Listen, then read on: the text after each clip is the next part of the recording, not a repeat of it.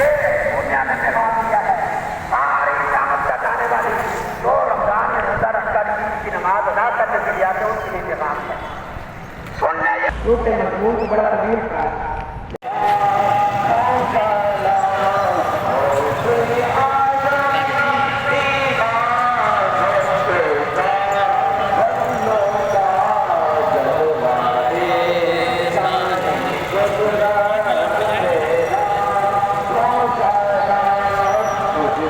आज ईद का पहला दिन है और आज बहुत खुशी का दिन है। सब लोग ईद मिल रहे हैं, बड़े मज़े से बहुत खुश आ रहे हैं।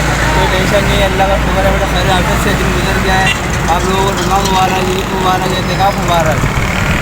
अस्सलाम वालेकुम।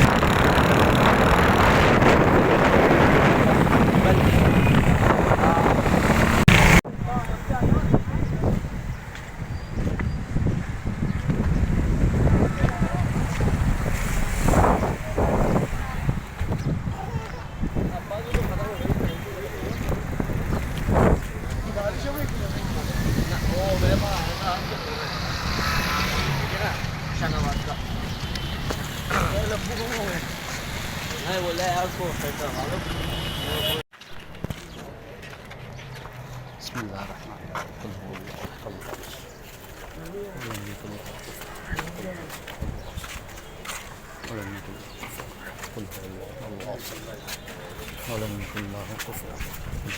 एक बार नजर आए हो आज